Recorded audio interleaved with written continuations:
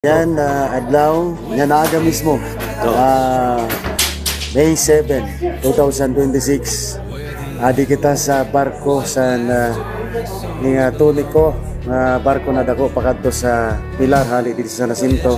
Makakaupod tabi naton, anusad na famous sa Jacinto, Tikaw Island, at maging sa iba pagbagay.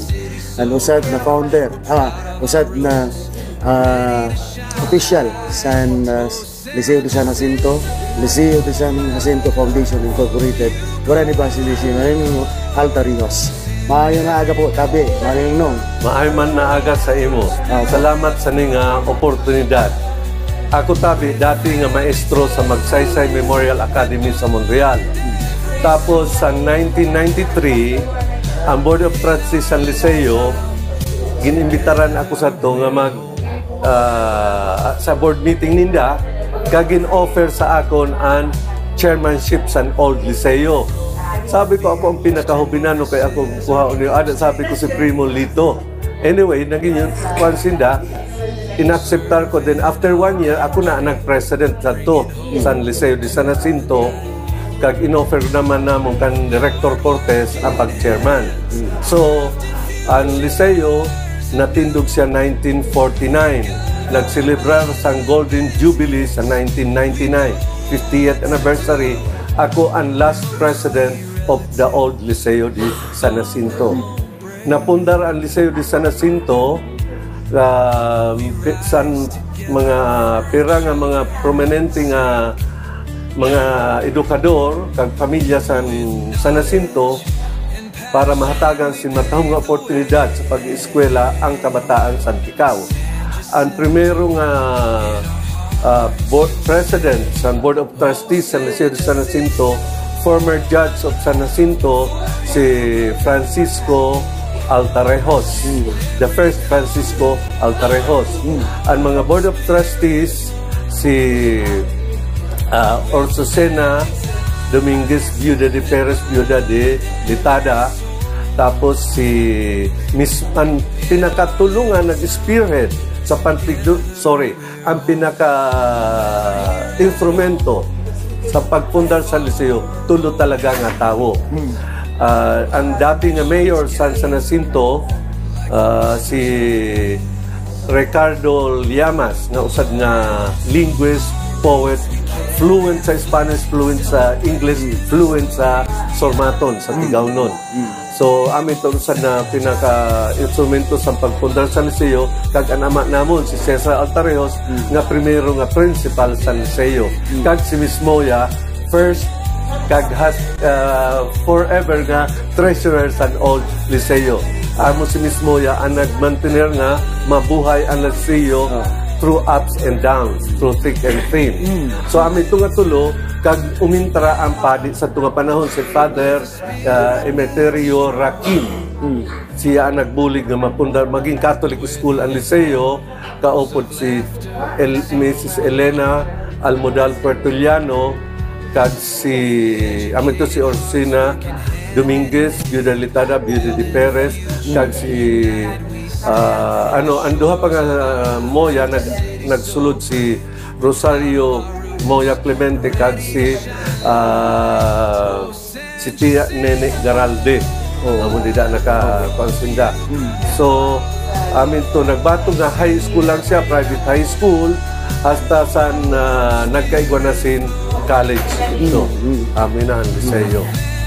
Very successful ang Liceo, kaya iya mga alumni, duha naging Justice of the Court of Appeals. Yes. Ang primero nga babae nga mas batay niya nga naging Court of Appeals Justice si Justice Monena Arevalo Sinarosa, nganyan Commissioner sa Commission on Human Rights. Siya usad siya sa commissioner niyan. Ang ikaduha nga naging justice pa si Justice Leoncia Real de Magiba. Tapos may duhaman tulo nga nag-mayor. Ang primero nga nag-mayor ang second class valedictorian si Mayor Rodrigo Rehuso Cantela San Montreal. Second class valedictorian ito. Ang primero nga class valedictorian si Mrs. Rosa Alcantara Morado nga niya 98 years old, buhay pa adto sa Amerika. Yes. Napaka maestra ko si Mrs. Morado. Oh. So amang first class valedictorian, second class valedictorian Mayor Rodrigo Cantela. May duha pa nga alumni sa Liceo na nag-mayor man. Si Mayor Ciceron Altarejos nga amo sa istorya sa San Jacinto from 1721 to the present. Napaka-historical niya nga mayor. Naging mayor siya sa 1998 na kundiin ginselebrar ang Philippine Centennial sa Independence Day. Kay 1898 nagrevolusyon ang Pilipinas kontra sa Kastila. Sa 1898 ang mayor sadto si Mayor Januario Litada y Rehuso. Lolohon maternal ni Siron.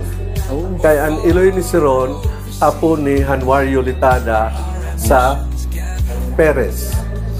So, may connection. 1898 ang mayor si Januario Litada y Rehuso. 1998, after 100 years, ang mayor usad niya nga apo si Ciceron Altarejos. 1998, ang presidente sato si Joseph Ejercito Estrada. San umabot ang Amerikano didi sa Ticao 1900, gimpang dakop ang mga prominente nga pamilya. Gimbaklid ang mga kanggara pamasbate. Tapos after nga na-investigaran dito ang mga prominente nga tao, gindara gihapon didi. Tapos naggintipon ang mga pumuluyo sa San Jacinto para magkaigwa simbag na mayor. Kay panahon na sa Amerikano. Viva voce, ang tao nagpili kung sila mayor. Ang naileher nga primero nga mayor panahon sa Amerikano si Juan Altarejos y Rehuso, lolo paternal ni Siron. Tapos ito 1998 siya mayor. Pag 2000 siya pa mayor. 100 years later ito si Juan Altarejos mayor nga 1901. 2001, si Siron ang mayor. 100 years later. 2001 ay na. Tapos naman, ang San Jacinto naging lungsod 1721. Ang primero nga mayor sa San Jacinto, si Abraham de los Reyes of Aragon, Spain. Pure Spaniard. Oo. Pero antes nga naging lungsod sa 1721 ang San Jacinto, naging baryo anay siya. 1701, baryo siya. Naging kapitan sa baryo halin Samar nga napakadi. To 1701 hasta nga 1720 baryo ang San Jacinto. Ang San Jacinto nga lungsod anak lang sa pinakagurang na lungsod, ang Tigao. Tigao. Usa din nga tanong sa igad sambaybay nga ang upak, ang dahon, ang kuntingin upulpo panghilo sa isda. Dida naghali ang ngaran sa isla nga Ticao. Hali sa Tigao. Kag Tigao, pinakadako nga lungsod nga komunidad nga sa wara pa ang Kastila kag sa wara pa ang mga Muslim. So, ang Tigao as a community pre-Islamic, pre-Spanish. Dako siya nga lungsod kasabay sang Kapul sa Kapul Island kag sambulan sa Sorsogon. Kag san ang kundi ginselebrar ang misa sa may Magallanes. So 1721 naging lungsod ang San Jacinto. Pero ang iya iloy nga lungsod ang Tigao. Kaya lang umabot ang panahon, nagparasakyada didi ang mga Muslim sa Mindanao, Maguindanao, Irano, Balanggigi, kag Tausug na sinira binda ang bulan kag Santigaw, nawara sa mapa. Okay. Ang naka-record sa National Archives na nabasa ko, ang nakarusurat dito, saqueado, quemado, despoblado, Antigaw. Ang gusto ko, saqueado, ginatake, quemado, ginsunog, despoblado, ginbihag ang mga tao. Nawaraan sin mga residentes. Okay. Paghali na sa mga Muslim kay nagsakyan na nakabihag sin damo nga Kristiyano, ang mga tao dito may mando ang colonial government sa Intramuros, San Manila, nga tiripunon ang tanan niya Kristiyano didi sa San Jacinto. Kag nagbutang ang gobyerno sa kolonyal sa Intramuros sin Marina Sutil, bagin Spanish Navy didi para bantayan ini kay adi didi nagaagi ang galyon. Biyahe sin Acapulco, Mexico pa Cavite, El Viejo. Dito naman pagbalik kay kada tuig duhay na may pahalin Mexico pa may halin Intramuros pakadto.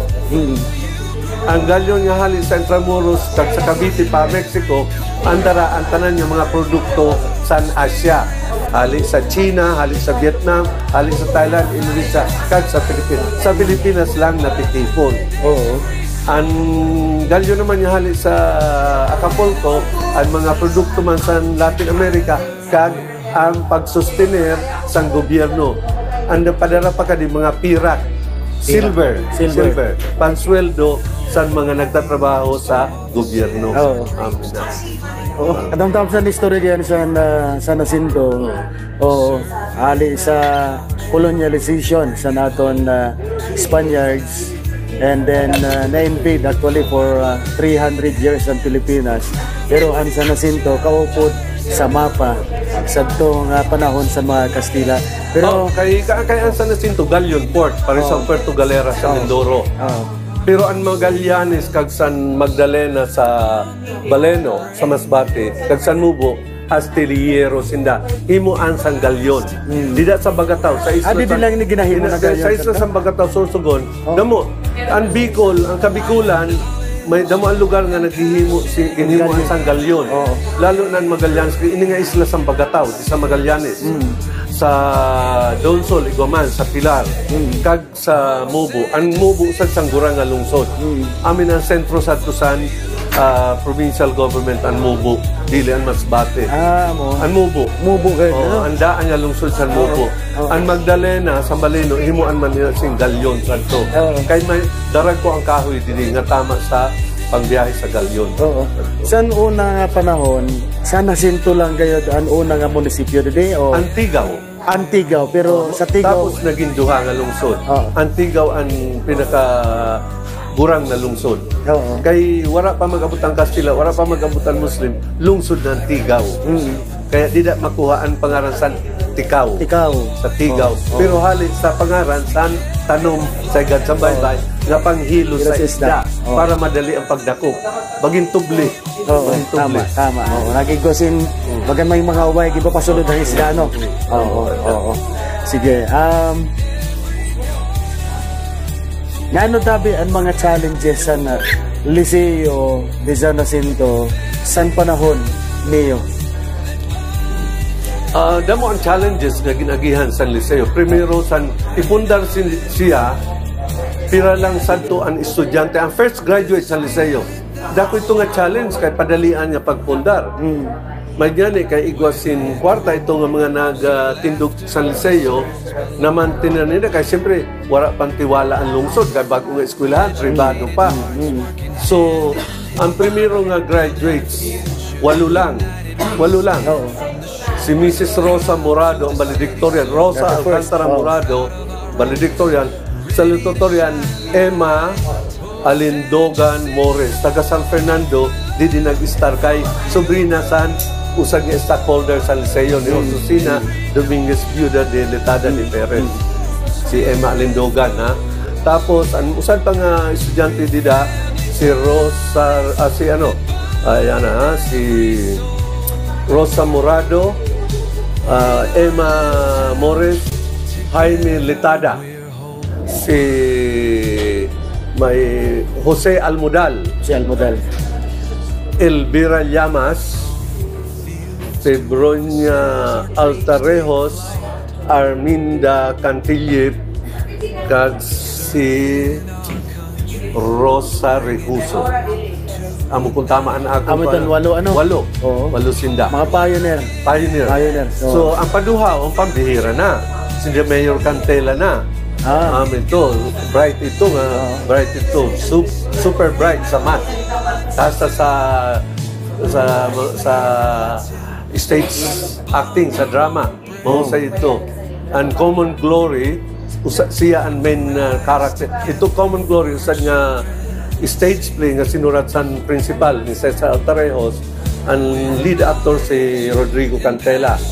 Kag-ad tuman ang usad nga estudyante nga kuan, nagsikap ito nga papasali ito naka-raise pundo ang Liceo Santo.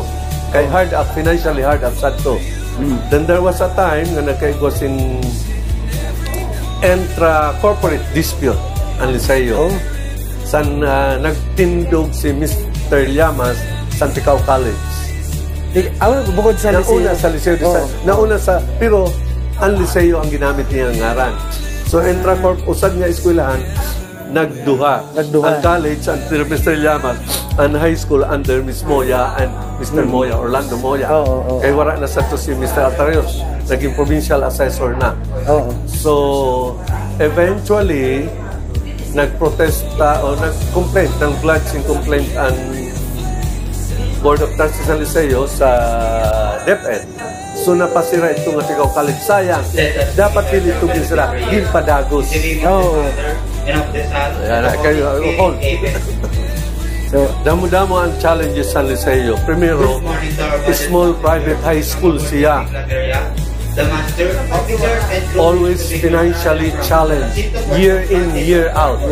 Kay nabubuhay lang sadto ang San Eskwelahan sa tuition fee collection. Sadto, pag mag-kolekta sa tuition, ang iba nga mga ginikanan, walang ready cash. So pag inistriktuhan niya din makatake sa examen, mabalik pa high school. Sa high school naman, pag istriktuhan man ito, mabalhin sa Liceo. Ang mga dili nakatake sa exam, mabalhin pa Liceo, mabalhin pa high school, puro balhin sa talibang estudyante. So, grabe ang challenges. Lalo na sa mag-split na sa board. Na nagkaigon Ticao College, Iguan Liceo. Pero eventually namin ito. Nang hinayang na ako, ang Ticao College, nagibutang ni Mr. Llamas, successful man ang mga produkto. Tanan nakamaistra, nagparasat. Kag kompleto ang mga paninda sa ito. Ang mga gamit, mga library. Kaya nakita ko ang library sa Ticao College, ang laboratory. Kaya naghuram nga ni sa ito ang magsaysay, nga high school sa Montreal. Naghuram kami mga libro sa Ticao College sa inspection and defense. Ini nga Ticao College po na na-establish, nano na nangyayari ini? 60s, late 60s. 60s. Tapos nung napasara. Sana mag-graduate na kami sa high school. 68, 69. Kay class 69, 70 kami. 68, 69, nasara na siya. So more or less mga... So nagkausad gihapon. Nagkausad ang Liceo gihapon. Ang mga estudyante sa Ticao College High School, na-absorb sa Liceo. In-recognize gihapon ang mga documents na legal. Ang organizer sa Ticao College, nag-unite maghapon sa... kay stockholders siya sa Liceo. Dili man pwede mahali ang iya stocks dito. Kaya ang old Liceo was a stock corporation. Hindi nga present set-up foundation. Actually, ako ang very instrumental sina nga maging foundation. Kaya sa tumapagal ang pagbabayad sa BIR sa mga... taxes. Ang real property tax, kansan sabi, ang income sa eskwelahan. Maski walang income, every year ina. So, ginkumbinser ko, ang tanan niya mga datsan, may tiwala sa akon, kay controlling stockholders, ang mga moya. So, ang mga stocks ang sa Perez na wala na, napabakal, ang sa Camfader Rakim na wala na, nagsulod na si Judge Moya. Ang primero nga mas batenyo nga nagtap sa bar, Judge Jose Letadang Moya. Ang asawa niya si Remedios Corpus, anak san the most loved mas batenyo politician ni Pio B. Corpus. Nga dili mas batenyo. Usad niya taga Sambales, si Pio B. Corpus. Napatay siya San Guerra, San Hapon. Ang pagkapatay siya ay dili, very may maraot istorya sa politika sa Masbate. Pero may ganit si Don P.B. Corpus. Amit ang ama ni Remedios Corpus Moya, nga asawa ni Judge Jose L. Moya, nga primero nga mas batenyo nga nag bar top na chair. Number 2, ang number 1 sa to si Cecilia Muñoz Palma, na naging justice sa Supreme Court. Didi graduate si Cecilia Sa Batangas. Ano lang sila, magkapash. Tapos si Judge Jose L. Moya, naging executive judge sa City of Naga. Kag nag-executive judge sa Manila, City of Manila. Kag for 10 years, during the time of the old Marcos administration, for 10 years, he was always number 1 in the nominee of the Supreme Court to be the next justice of the Supreme Court. Kaya lang, wala siya i-appoint the former dictator, the late Marcos administration. Wala siya i-appoint as Justice of the Supreme Court. 10 years, pero number 1 siya sa mga nominees. Wala siya mapatawad ni President Marcos. Kaysa nagkandidato si President Marcos, may pelikula siya na for every libro, for every tear, a victory, iginuhit ng tadana. Ang pelikula si Luis Gonzalez, ang artista Luis Gonzalez and Gloria Romero. Santo. Si Gloria Romero amo an Imelda Marcos, si Luis Gonzalez and Ferdinand Marcos. Ito nga pelikula magagamit sa politika kay panahon sa eleksyon. Ang may kaso sa sala sa City of Manila. Ang executive judge, si Judge Moya, dito na butang. Ginano niya ito, may restraining order siya nga dili ipalabas kay panahon sa eleksyon. May magagamit sa politika. Tama. Kaya saka kay ang lumuwas sa 1969, si Marcos, wala siya Justice of the Supreme Court. Wala siya patawada. Pero kita abaya, wala siya patawada ni Marcos, pero ang iya asawa, si Remedios Corpus Moya, anak ni P.U.B. Corpus, na dati Governor Congressman sa Masbate. Si P.U.B. Corpus, may isang panganak, si Tia Manding Armanda Corpus Cruz. Ang asawa ni Armanda Corpus Cruz, ang asawa si Judge Cruz. Amo ang nagsentensya kan Marcos nga convicted criminal sa pagpatay kan Julio Nalundasan sa Ilocos Norte. San magkandidato ang ama ni President Marcos, ni Ferdinand Marcos, na congressman ang kalaban si Julio Nalundasan, binadil si Julio Nalundasan. Nakita sa investigasyon na ang pumatay kan Julio Nalundasan, marksman, expert sa pagbabadil. Si Marcos, nasa UP-ROTC, marksman. At ang gamit na badil, halit dito sa barak sa UP. Kaya, inano siya ni Justice Cruz na guilty sa pagpatay kan siya nasa likod Julio Nalundasan. Pero nasa prisuhan si Marcos, nag-review sa bar, pumasar, usad sa the highest rating sa bar, ang si Ferdinand Marcos. Ang justice, nag-apila, kay pumasar na siya nga lawyer, siya ang nagdepende sa iya kaso sa Supreme Court.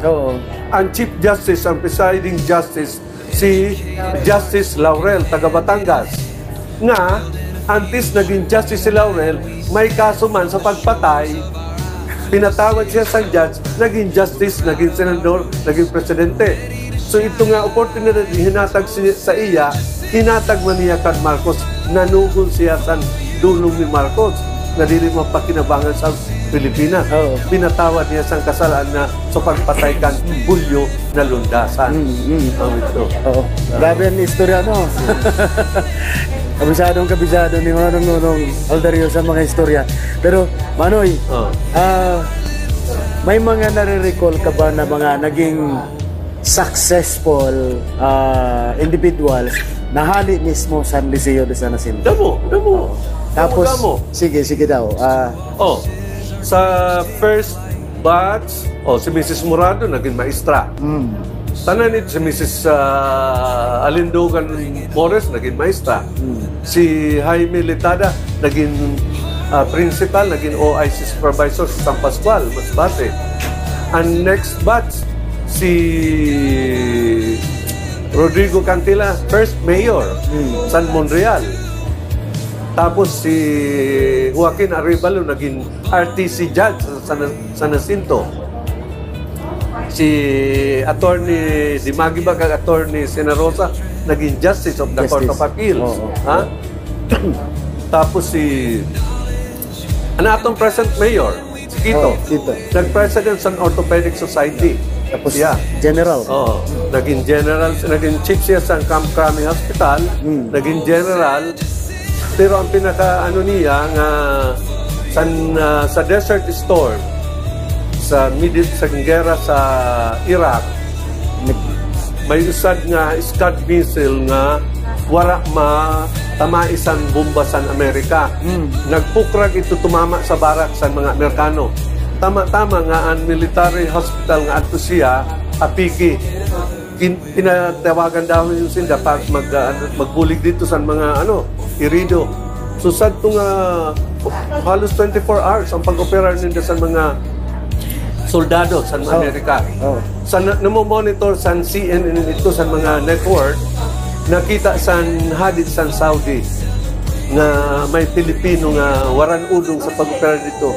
Siya 22 teams ang Philippine delegation dito sa 22 medical teams ang pinadala sa Pilipinas dito. Ang usad siya nga team leader siya. Pero siya lang, sa 22 teams, siya lang ang hinatagan sin award sa Kingdom of Saudi Arabia. Kaya sa pag-abot sa Pilipinas, nagprotesta ang overall team leader. Nano kay siya nga overall team leader, waran award. Ang usad lang nga iya under, si Dr. Altares may award. Sabi sa ambassador sa Saudi, I cannot disobey the word of my king. Naaluhan ito. So, tapos sa Alumni Association sa UST, nag-anniversary sinda, he was awarded as most outstanding alumnus of the UST in government service. Nakita ko. Kaya pagsakat niya sa stage, ang dating director sa UST Hospital, si Dr. Ronnie Asuncion of Bulan Sorsogon, dumalaga pa kanto. Pamangking ko yan, siya director ng award, ano yan, sobrino may award. Damo-daman, successful. Tapos, ini nga atong college, may nag-top sa licensure exam. Si Almonte, na medyo kuwan ako, kaya nagpapalyabisan na ako. Damo and very successful. May mga engineer nga, may mga sa engineering, sa doctor. Damo ang successful. Amin ang trabaho niyo nga alumni association. Tipuno niyo ang data sa mga successful alumni. Investor ka niyo, ano niyo, tipuno. Para mahatagan sintama nga recognitions. Tama. So, hindi lang siya yung mga graduate dito, nagko-compete siya sa ibang mga schools. Ang Liceo, parisan San Jacinto, ang San Jacinto napakaswerte nato niya lungsod. Isolated, remote, jutay, pero kaya naton masapawan ang mga daragko nga lungsod na apiki sa sentro. Sa entero Pilipinas, for a small, ang damo-damo ang mga different board exams nagtatap ang taga San Jacinto. Ano nato? So, competitive talaga na siya. At di lang, may mga kumbaga mayroon mga pwesto sa higher government officers. Kaya nga, sa Orgulyo Award, ang Premyo Orgulyo, ay ginhataga, naging na reparahan nila nga dapat dugay na nga ginhatagan si recognition ang mga success, ang mga nagkaigwas in matahong pag-asenso sa indang mga profesyon, sa indang buhay. Pareho baga sa primero nga Masbateño nga naging embahador. The first Masbateño ambassador, si Antonio Pascual Villamor. First Masbateño ambassador ito. Premio Orgulyo Award ito. Ang first Central Bank Governor ng Masbateño, si Nesty Espinilla Jr. Anak ni Chu Ninting. Ano ito? Tapos, ano man, excuse ha, yan ay. Sige na. Sa Antonio Pascual Villamor, first Masbateño. First Masbateño Central Bank Governor, Nesty Aldave Espinilla. Anak ni Chut Ninting na naging first director man sa Bureau of Internal Revenue sa BIR, Chut Ninting Espinilla. Then, sa Masbate damo ang mga first Masbateño sa top offices puros taga San Jacinto. Ang first provincial treasurer San Masbate na Masbateño si Alejandro Espinilla. First schools division superintendent si Jesus L. Moya, Jesus Litada Moya. Primero nga nag-superintendente, primero nga nag-director sa Bureau of Secondary Education sa Central Office ng DepEd. Ang primero nga nag-provincial auditor si Jorge Bartolabak. Si Dondo Bartolabak. Ama ni Jobel. Primero nga Masbateño na nga nag-provincial auditor. Ang primero nga nag-provincial assessor ang ama namon si Cesar Altarejos. Primero nga provincial assessor. Primero nga nag-provincial fiscal si Vicente Litada Clemente. Ang primero nga Masbateño nga nag-director sa COMELEC si Attorney Isidro Mirillo. Kagdamo pa mga sa regional America. Kaya pwede niyo ipadako sa mga nag-aaraman ko sa to. Kamo na ano sila dyan. So, may usad nga nag-dean sa UST College of Law, taga San Fernando, si Dean Aligada. Very prominent ito din sa College of Law sa UST. Ang primero nga nag-top sa medicine si Dr. Altarejos. UP class salutatorian sa College of Medicine siya. Class salutatorian sa UP 1930s, nag-examine sa medicine number 3 si Dr. Altarejos. Sa bar naman si Jose Moya amo ang primero nga Masbateño. Sa engineering, sa chemical engineering, ang primero nga Masbateño nag-top si Ofero Altarejos, number 1. Electrical engineering, Antonio Altarejos, number 1. National din na. Sa College of Nursing, si Piche Espinosa. Number 2 ada si Piche. Tapos, sino pa ba? May duha nga nag-general from San Jacinto. Ang primero nga Masbateño nga nag-Army General si Catalino Villanueva, Catalino Bartolabak Villanueva Jr. Anak sa dating nga principal sa San Jacinto High School, si Catalino Villanueva nga taga Zambales.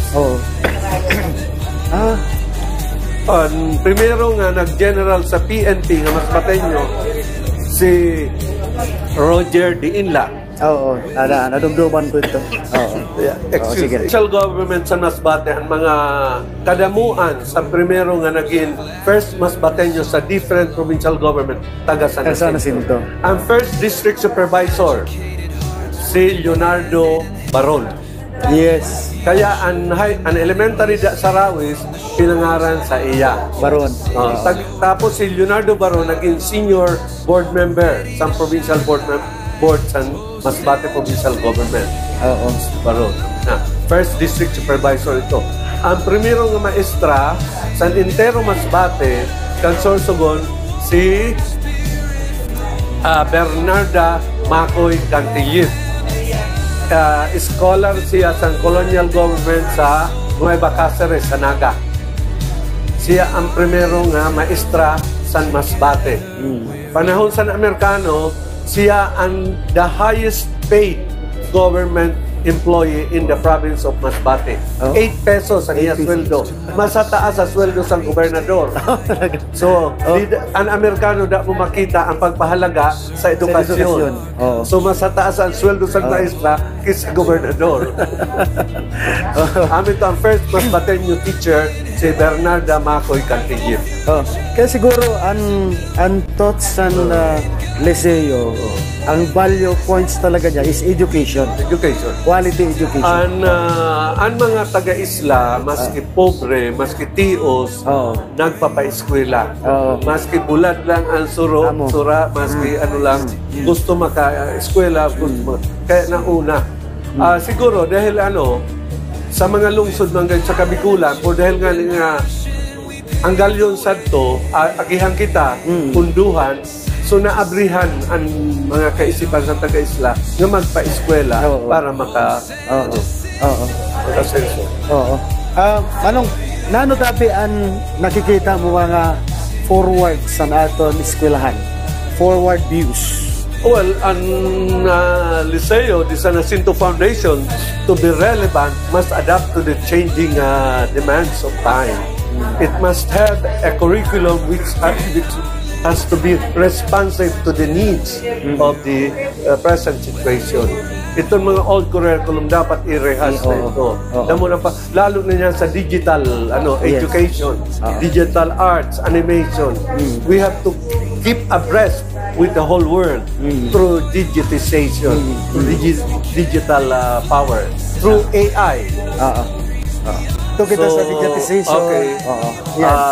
Ang Liceo, bilang solong institusyon nga naghahatag sin edukasyon sa elementary, sa high school, sa kolehiyo, vocational, technical, dapat pag-adalan sa mga Board of Trustees kung paano magiging relevant siya siningang panahon. Na kundiin, may mga bago na nga mga ginaalan, lalo na ini nga mga artificial intelligence, ini nga mga drone, ini nga paperless technology, online transaction. Di mo na kaipuhan magganto sa opisina, sa online, pwede ka na kuhaan sa kunan ng tuyo gusto sa opisina. So dapat amin naman kung paano yun sa Liceo. Pero dako nga kwarta ang kaipuhan nila. In terms of mga books and references, bagan kulang pa natong Liceo. Kulang talaga. Dako ang pagkukulang kay lalo na college na yan siya. Ang library dapat although niyan, may naka-online ka, pwede ka na mag-research sa Harvard, sa Oxford, sa USC, sa UP. Kailangan mabayad ka sa kuwan mo, sa data. So, usan na san pwede kitaon sa Liceo, paano an iya library sa online library. Tama, kasi sa ibang eskwelahan, talagang online na sila. Maski ang pag-eskwela, open university system, dili ka mo kaipuhan magdato sa classroom. Sa imo balay, ang distance education. At sa balay, pwede ka sa pwede ka mag-eskwela. Atagan kasi, may isa ako nga pa-eskwela sa PUP, Boktek siya. Tapos, wala maaprobahi sa DepEd kag Sanchez, ito nga ladderized program nga magiging computer engineering. Nasa top siya sa klase. So, pagkatapos siya sa wala man maaprobahi, nagtrabaho sa abroad. Sa Amerika, ang tawag sa iya dito, engineer. Dito sa Pilipinas, dili siya engineer. So, Boktek lang siya. Tapos, through online, last year, nakagraduate siya through online sa Emilio Aguinaldo. Nagpaso siya sa graduation. Pero ato siya sa Caribbean. Naging full-time engineer na siya. Graduate niya siya sa 4-year course. Pero sa open university system. Di mo kaipuhan magdato sa classroom. Yes. Tama. Tapos, syempre, structurally, kaipuhan pa ma-improve ang aton facility. Kasi, nawada mo na estudyante. Dapat magkuha simbang una. Santo pa, sa nanapag sa Liceo, sabi ko sa inda, jutay ini nga campus naton. Dapat magluwas kita didi. Kumuha si dako nga duta. Dida sa Kalipatan o sa Tutuban o didi sa Burgos. Kag dito ang dako ang bago na campus. Amo suggestion ko sa ina sa tama. Kay jutay ang espasyo. Kasi today parang nasa less than thousands ang May estudyante. yan eh, kaya nagdonar ang pamilya Moya Oo. san in the ancestral land. In the Duta Residential, San Moya, gindonar sa Liceo, nadagdagan. Sa ito pag sabi ko, bakalunan sa Cortez, bakalunan sa Arevalo, para dumako. Ito kung tanan niya katarakin niya, private land, sa ito, barato pa. Oo. Ginsabi ang konser, kundi kay, hay na i-prioridad mo ang pagpatindog sim building, ang pagpahimok sim bangko, pagbakal sim mga laboratory, library books, o ang pag-acquire sim additional lands. Oo. Ibabalanse mo. Oo. So amin, sinasabi kaya naghalik na ako sa Liceo, amin, siyempre priority ninda kung ano, ang immediate needs sa Liceo Santo. At least mahusay ang management sa mga Board of Trustees ang foundation, nakapahimo sila sin dagko na building, nakadagdag sin additional courses. Damo pa, pwede kadagdag nila. Ang usad na assessment, ang kakulangan man sa mga professors. Oo. Lalong-lalo na Given. napakalimitado lang sa may mga doctorate degree galit sa San Jacinto. Given nila. Kaya dili pa kaya siguro financially sa Liceo mag-atag sin adequate or sufficient salary sa doon mga qualified nga full-time teachers, full-time instructors. Amin ang dapat hatagan sin attention sa present board. Nga dapat may certain percentage na dapat ang mga full-time instructors mo may mga masteral, doctoral. Yes. Kag full-time, dili part-time. Nga ato na trabaho sa public school, kag malibat paggagamit na dapat full-time. 60% dapat, 40% lang ang part-time. Pero maswerte ang Liceo, kaya dahil ini nga mga public school teachers talagang highly qualified. Ano nakikita man nga ang percentage maayo except for some few years na nag-deteriorate ang passing rate. Actually sa terminology sa first 3 years mahusay ang percentage sa education. So niya namin siguro panahon na nga mag-re-evaluate ang board kung paano nila ma-upgrade kag ma-improve. Ano sad pa na nakita, damo-damo sin gusto mag-adal na mga hali sa mga pamilya na medyo ang kapasidad dili okay, pero gusto nila mag-adal, dili nakakapagpadagos. Siguro magkaigwasin mga bagan support system, no? Scholarship. Actually sa scholarship yan damo-damo. Sobra-sobra niyan ang mga scholarship, kaya lang nasulod ang politika. During the time of President Noynoy Aquino, igwasin pundo sa CHED nga gibubutang sa mga private high school. Dili mo kay puhan magkadto sa congressman, sa governor, sa mayor. Direkta ka sa eskwelahan, mag-examine ka, pag pumasar ka, may available na scholarship sa imo. Ang imo tuition babayadan, ang project mo babayadan, ang boarding house mo, kag may allowance pa. Damo sa ito nga mga estudyante ang nakabakal sig motor. Kag ulian sa Batuan, sa Monreal, ulian din may motor sila. Mahusay ito nga program ni President Pinoy. Pero pag abot kang President Duterte, nababoy ito nga program. Tinangkas ito nga chairman, kagimbutang sa mga congressman ang scholarship na gamit sa politika. Amo ang maraot. Kaya niya, nano kay puhan mo magkat sa congressman kung ma-eskwela kasi libre sa scholarship. Dapat dili gimubutang sa kamot sa mga congressman. Kay nagkakaigwasin utang nga buotan, usan nga nag-aadal, nga dili mang kwarta ina sang congressman, dili mang kwarta sang gobernador, dili mang kwarta sang mayor. Dapat dili paghaluan sa politika ang edukasyon kay nararaot ang dalagan sa educational system. Tama, oo. Pero kasi damo-damo sin mga gusto mag-adal, siguro kay buhayon gihapon kay damo man sin magsusuporta. Buhay pa man, man liliwaton lang. Halion sa kamutsan mga politiko. Ibalik sa CHED, kag ibutang sa CHED, sa Commission on Higher Education, ibutang sa DepEd, ibutang sa BOCTEC, ang BOCTEC sa TESDA. ano na, ibutang dili na sinmakat to ka pa sa mayor, sa governor, sa congressman, kay salain na.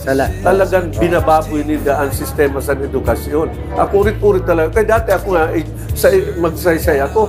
Ako ang primero nga principal sa entero Pilipinas nga nagpa-adal sin libre sa mga private high school. Free tuition, free miscellaneous, free uniform, free book rental. Nginangawas at ang entero vehicle sa ako. Hay na ako nagkukuha 50, isusukot ko ang gobyerno. Dili ako nag-aaging politiko. Direkta sa depensa. Dapat amin ito. Tama. Sige. Manoy, nanotabi ang imo panawagan sa tanan nga sangkatauhan kag entero management sa Liceo alumni base makabulig sila sa aton eskwelahan. Ang balang usad nga naggraduar sa Liceo may obligasyon nga makiarap, magpartisipar, magbulig sa pagpapatahom sa Liceo kag sa lungsod. Makiupod kung sino didaan nagpapadalagan o nagmamaneho nga maging maayo ang Liceo kag nga maging maayo ang lungsod naton. Sabayan natin basta tama. Kung sala, mag-question kita, magreklamo sa sala. Sige, salamat Sindamo. Pero di pa kita tapos kay aton anay istoryahan ang sino ang unang nga tawo dito sa Nasinto. Nano nga mga apelyido ang known sa panahon. Okay. Ang San Jacinto Santo sakop sang Tigaw. Sa wala pa maabot ang Kastila, wala pa mag-adventurar ang mga Maguindanao pakadi, sakop sang Tigaw.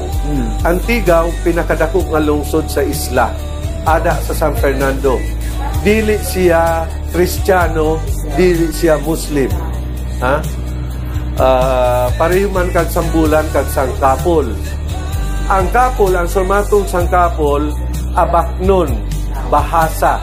Ang sumatong sa Malaysia kag sa Indonesia, pareho nakamayo ang didi sa Kapol, Abaknon. Kaysa to, san ito may dako nga kahadian dito sa Indonesia, ang Majapahit kag sang Sriwijaya, nasakop didi ang pinaka duro nga lugar nga nasakop ninda ang Kapol didi. Kagasayan ang sormatong parisan adto sa Inda. Naging Kristiyano na ang kadamuan, na dominar sa Katoliko, nalimutan na ang dati nga istorya naton. Tapos san ito nga Tigaw, san 1600 may tulong nga magmaranghod nga dato sa Mindanao. Si Raja Buwisan, ama ni Sultan Kudarat. Raja Buwisan, kag sanduhan niya kamanghod, si Dato Salikula o Dato Muntala, kay nag-iba-iba nyaran, kag Dato Dimasangkay o Dato Ikigas. So tulong nga dato sa Mindanao, nagpakadi sa Tikaw.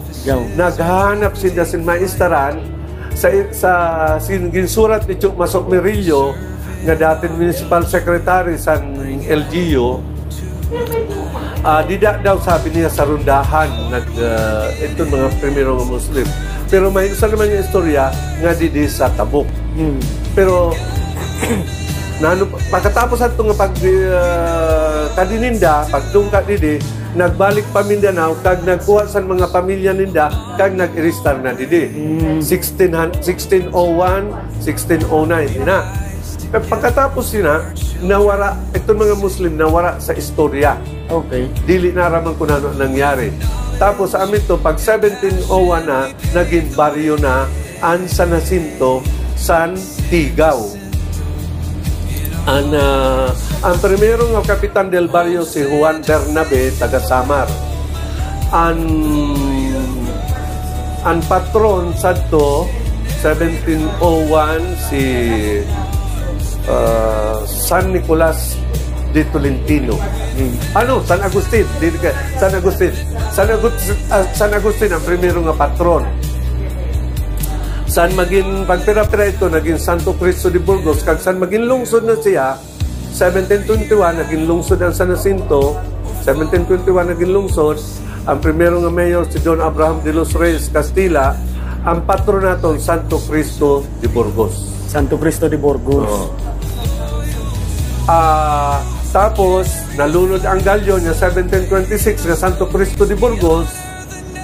Nakuha ni imahe dito, ginintrono sa Tigaw, kay dako ang simbahan dito. Kag magsakyada ang Muslim, sinunog dito ang lungsod na Tigaw, nagpakaradi sa San Jacinto ang mga tao. Kag may may mando ang Intramuros nga tanan niya Kristiyano, kay masusuan atake sa San Muslim, tipunon sa San Jacinto. Andito man sa Masbate, sa Manila nga lungsod, sa an Aroroy, dili pa sa to Aroroy ang tawag, ang Baleno, dili pa, iba-iba ang mga may tinatawag simbahan, may kunano pa, gintiripon man sa Mukbo. So, ang intero Masbate, naging usad nga lungsod, Mubo. Ang dili man ang sa Tikaw, duha ang lungsod, Tigaw kag San Jacinto, naging usad, San Jacinto lang. Para dili mabihag sa mga Muslim. Okay. So, duha gayaan sa doan Lungsod, ang Tigaw, Tigaw at saka kag yung San Jacinto. Anak sang Tigaw ang San Jacinto. Okay. Tapos, nabuhay ini nga San Fernando. Ang mayor sa San Jacinto, ito nga nalimot lang sa apelyido. Ang mayor sa San Jacinto, taga San Fernando, binulag niya ang San Fernando kag Batuan. Nagduha na nga lungsod. Mayor siya. Tapos, ito sa na kanyon, ginhuram lang didi. Usa duha, napakanto sa San Fernando. Adi na dapat sa San Jacinto. Kaya tanong niya kanyon sa high school, ada ina santo sa Parola kag sa Garita. Oo. Ina nga simbahan, dili man talaga na simbahan. Military fort ina. Fortaleza de San Jacinto. Tapos, ito nga ginsasabi nga kuweba, nga badla sa Samar, dili ito kuweba. Cistern. Alugan. Ubon. Alugan san tubig san mga soldados. Kaya na fortaleza san mga soldados. Kaya nga ni, sa Bukano sa San Jacinto, ang Marina Sutil, ang Quinta Naval Fleet, san may mga paraw sa mga barko nga panglaban sa mga paraw man san Muslim, san mga pangkuninda. So, amat to si pagkatapos ato ni nag-arabot ang mga Kristiyano didi, nagdamo ng Kristiyano, kadamo ang Kastila, para sa mga Almugera, kag mga Baron, sinda ang mga primero didi. Hali kami sa Baron. Kami din damo ang nag-mayor nga Baron, siguro siya man nag-mayor nga Baron, ang Almugera. Damo, sinda ang mga primero. Igwa ko sila. Itong primero nga District Supervisor sa Masbate. Leonardo Baron, wala. Nag-board member, provincial board member, senior board member. Kung sabi yun, siya ang pinaka-top. So, ang gusto sabihin, sa Baron, kag-iba pa na apelido, nag-ugat ang mga iba-iba na apelido. Tanan man, anda sa istorya, ito na sa 1721, sa 1800, puros Castilla, o kaya mga mistiso. Ang mga Villamor. Po Castilla ang Villamor. Ang Regoso, ang Tormo, ang Almugera, ang Baron, ang Almonte. Almonte. Ang iba sina, nano kay nagdamo ang Castilla kag mga mistiso sa San Jacinto. Kay santo ang galyon, halin Acapulco, Mexico, madugay ang biyahe. Ang iba, nalulula, nagsusuruka. Pag abot sa San Jacinto, na-jump ship. Nalukso na. Habo na magupon. Na-ista na. Kaya ang pinakabulan niya biyahe nga nagsusuruka sila. Kaya di man nakabiyahe ang galyon kung wala na hangin. Pag bagyo, masalida ang galyon. Kay Bela. Bela lang santo. Dili man ito steamship. Bela lang. Kaya santo, na-jump ship sa San Jacinto pag-abot.